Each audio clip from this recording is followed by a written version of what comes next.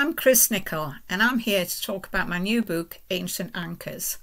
Chronologically, it tells the story of the development of the Earth and her inhabitants from the Big Bang to modern day, through a variety of voices, and it's written in the style of haibun, a Japanese poetic form that brings together haiku and prose. 2 years ago, I came across a second-hand book, Seashells on the Mountaintop by Alan Cutler. It's a biography of Niels Steensen, commonly called Steno, a Danish Lutheran who began his career as a 17th century anatomist. He made lots of discoveries, including the saliva gland, tear ducts, that the heart wasn't a furnace as previously thought, but a muscle, and that women weren't just depositories for male seed, but actually carried eggs inside their bodies. Now, eventually he was invited by Grand Duke Ferdinand II to join a science academy at the Medici court in Florence that had been set up by followers and students of Galileo, Steno's hero. And it was here that Steno made his astounding discovery that the history of the world is contained in her strata. Now, this challenged the biblical theory of creation and the flood. It changed the course of his life and established him as the father of geology. The more I researched him, the more I came to see that the real story I wanted to tell was that of the Earth herself, with Steno at the centre. Steno had come up with his theory of the 4 Principles of Stratigraphy, still used by geologists today. So my sequence is divided into 4 parts, each symbolically representing one of these principles. The opening section deals with the Earth from the Big Bang to the emergence of Homo sapiens. The second deals with the spread of ideas from the ancients to the scientific revolution. The third is Steno's story, and the final section charts the spread of trade routes, colonisation, industrialisation and environmental damage. I decided to use voices of different historical or biblical characters created from extracts of writing, and I brought some friends along to read short prose extracts from the book to give you a flavour of what's in there, and I'm going to read the haiku at the end. First up is Earth, and Anne Dunford is reading from the opening. In the beginning, I was nebulous gaseous matter under extreme pressure and temperatures, expanding to relieve the pressure. Some gases collapsed into each other, producing a ball of light and energy, the sun. Temperatures started to drop, and phase changes took place that produced 4 forces: gravity, the electromagnetic force, strong and weak nuclear forces. In a monochrome limbo of pale, bloodless light, the remaining matter began spinning in a disk of cloudy material. A constellation of fragments, rocky particles from this cloud, became attracted to each other by gravity, causing them to collide and stick together. Over time, they grew larger and larger, eventually forming me and my planet siblings, Venus, Mars, Jupiter, Neptune, Uranus, and Mercury. Gas particles drift, collide, transform a new star. First dawn. Conceived, my atoms and molecules were all mixed up, gradually into this colourless world, solid shapes divided, separated by gravity according to their density. The densest sank to the centre, forming my core. The others lay above in levels that formed the outer core, mantle, and crust. Inside my wombed orb, my crust became 2 types: oceanic, around 5 miles thick, and continental, between 12 miles thick and up to 45 miles thick in mountainous areas. The oceanic crust, composed of dark silica rocks, where century upon century layers were added by eruptions of molten rock along the seafloor and imperfections multiplied. continental crust was composed mainly of granites, and later a labyrinth of crystal tumors was formed. Between the solid layers of my inner core and mantle ran a liquid layer of heavy metals, like water flowing in ripples of steel. My outer core gained definition, formed possibilities. Igneous rock cools. Underground, stalactites drip. Something stirs. Now, obviously, I didn't have any writings from Earth that I could use, and there are lots of different theories about how the Earth was created. So I plucked for one theory and went with it. And I created my character as though from newborn, discovering things about and around her, flexing her muscles, trying out things, slowly growing older and wiser.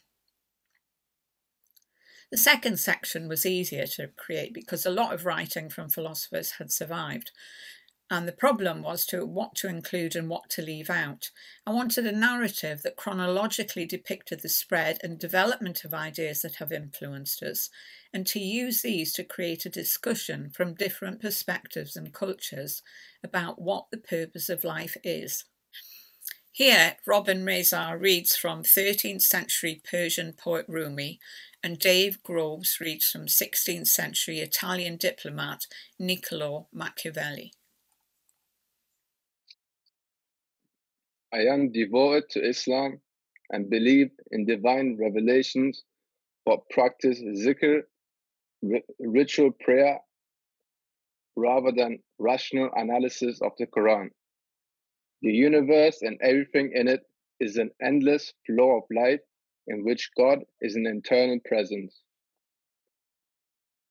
Man, as part of this continuum, is the link between the past and the future in the process of life, death, and rebirth. This process is not a cycle or a progression moving from one form to another, mineral to plant, plant to animal, animal to human. Death and decay are inevitable parts of the process, and when one ceases to exist in one form, they are reborn in another. Therefore, death should not be feared nor loss grieved. Yet, in order to ensure growth from one form to another, man must strive from spiritual growth and to understand the divine-human relationship that exists.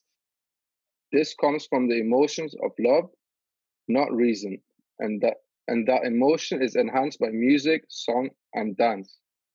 Thus, man is united with God through love.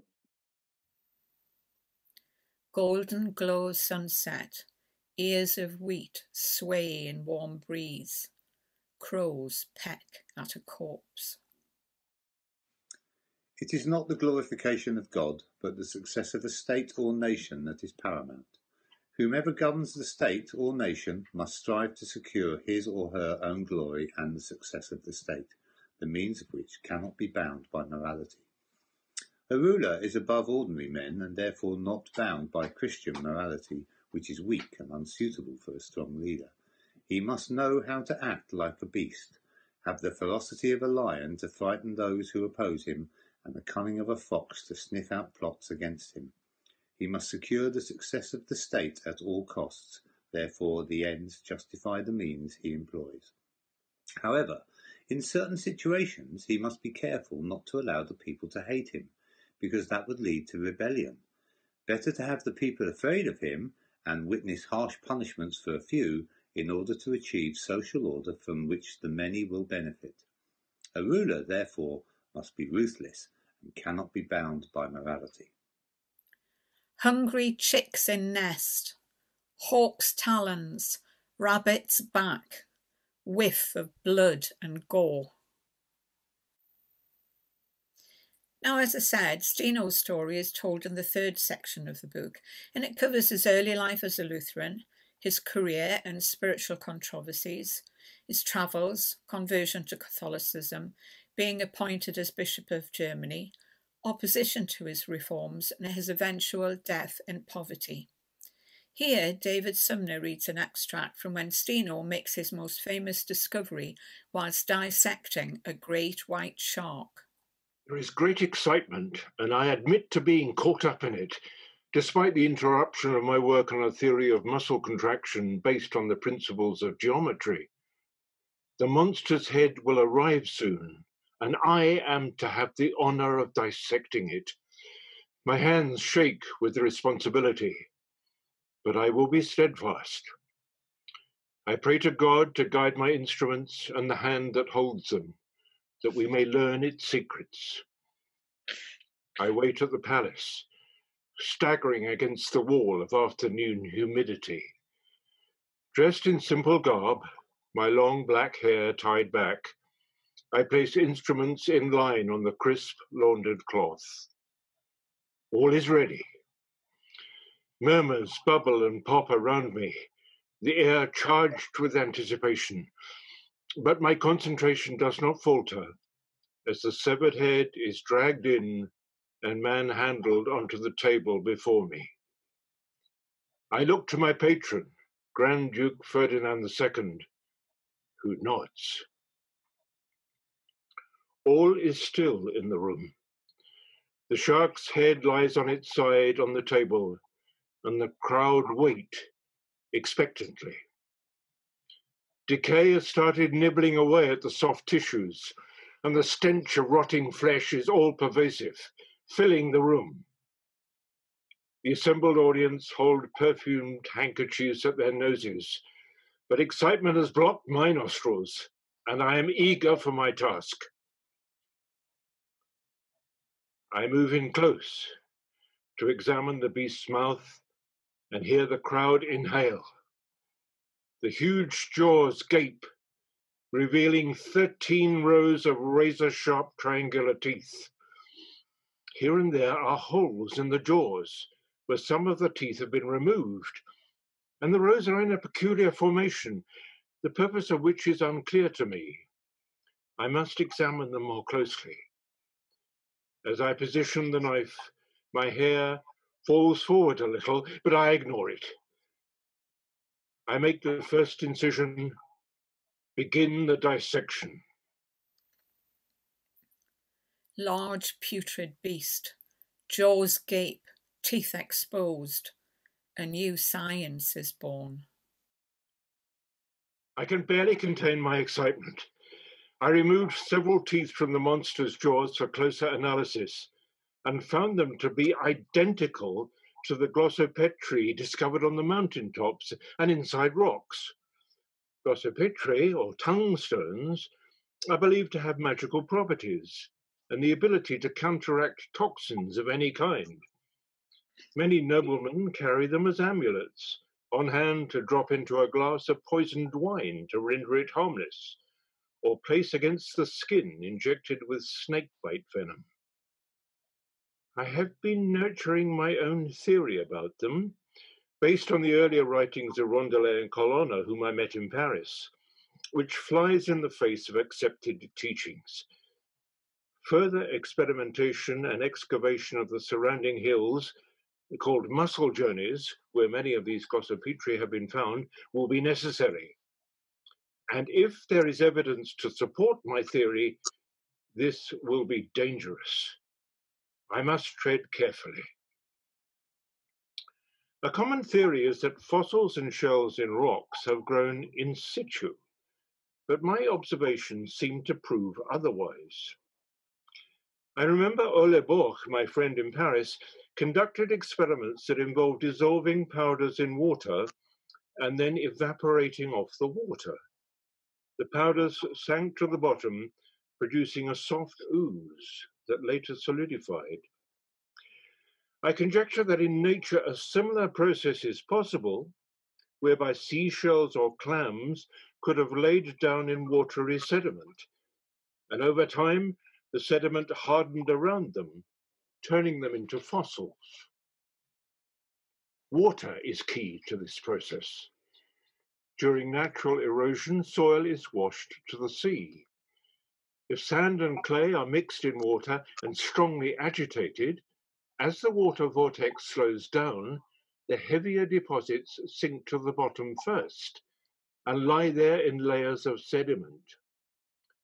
This, therefore, could be what happens to form rocks, and the evidence is visible in different layers of strata around which fossils and seashells have been found. Yet this may not be the only kind of sediment to entomb fossils. Rivers, springs, and subterranean streams all carry earth deposits or dissolved minerals capable of settling into sediment. I must investigate further. Unmapped dark river. Symmetrical crystals grow for millennia. Now, so far, most of the voices have been male because historical accounts and writing was most often recorded by men. The last section of the book is in two parts. In the first, Earth recounts the development of trade routes, colonisation and wars that have their impacts on it and brought us into the sixth extinction period we now inhabit. In response to this, the second part of this final section looks at the female perspective of those events.